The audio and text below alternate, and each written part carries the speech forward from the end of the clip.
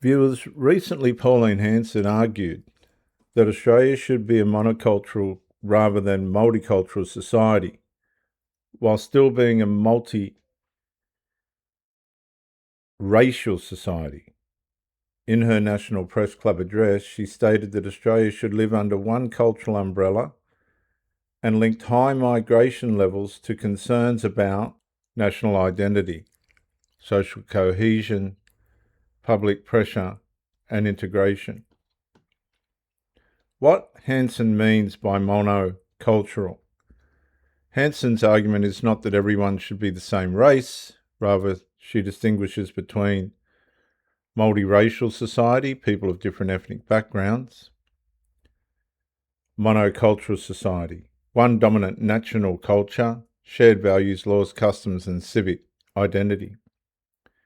And she argues what multiculturalism encourages that it encourages parallel communities rather than a unified national culture. A meteoric rise, with a new poll revealing a federal election would be too close to call after increased support for Pauline Hanson following her National Press Club speech. The Roy Morgan poll shows primary support for One Nation is up 2% to 31.5%, ahead of Labor, whose support has dipped 1%. One Nation is steaming ahead of the coalition, with support currently sitting at just over 17%. And One Nation leader Pauline Hanson joins us now. Welcome, Pauline. Thank you, Natalie. Good to be here. You say Australia cannot be a multicultural society and we all have to live under one cultural umbrella, under a One Nation government. What does that actually look like? What would change? Well, nothing would really change. It's that we still have our culture, we still have our laws. Like, do we really want to see Sharia law? Do we want to see multiple marriages? Do we want to see these gangs getting around our streets with machetes? That's not the Australian way of life. It's about being united and strong under the one culture, and everyone should be treated the same under one law. I'm not saying forget where you came from or your cultural background, by no means. And these people get out there and say, well, it's about what food you have in the pantry. That's absolutely ridiculous. I can't think of anything more mature than making those comments.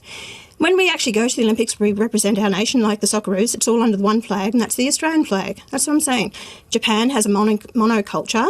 So what's wrong with Australia have a monoculture? And 66% of Australians in a survey said they believe in being monocultural. Is it possible to be a multicultural society, which a lot of Australians would say we have been for many, many years and many, many generations, while sharing the same Australian values? Now, we're multiracial, but at the end of the day, we must look at being Australians. And instead of all these different little individual groups who believe in their own cultures and their own laws, their own beliefs, and I don't think that will work. As John Howard has come out, and so has other leaders around the world, have said that multiculturalism hasn't worked.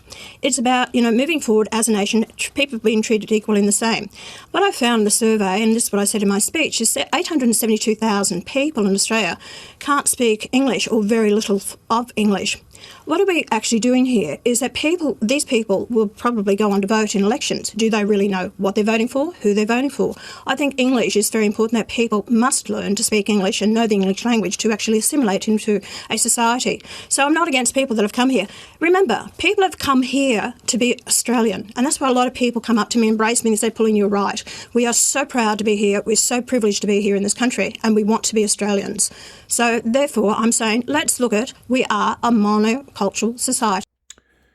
Hanson's concerns have often focused on immigration from cultures she believes are less compatible with Australia's traditional institutions, particularly regarding the role of Islam in public life.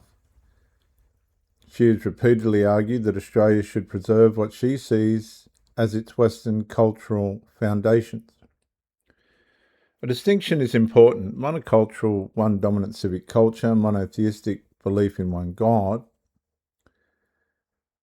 Hanson's recent speech primarily focused on culture, immigration, national identity, and assimilation, rather than proposing Australia become a formally monotheistic state. Australia remains a secular, constitutional democracy with freedom of religion. So the supporters' view. The supporters argue that immigration levels should match infrastructure capacity, new arrivals should assimilate into Australia's civic norms, strong national identity promotes social cohesion, and multiculturalism can weaken shared values if integration is poor. The critics' view.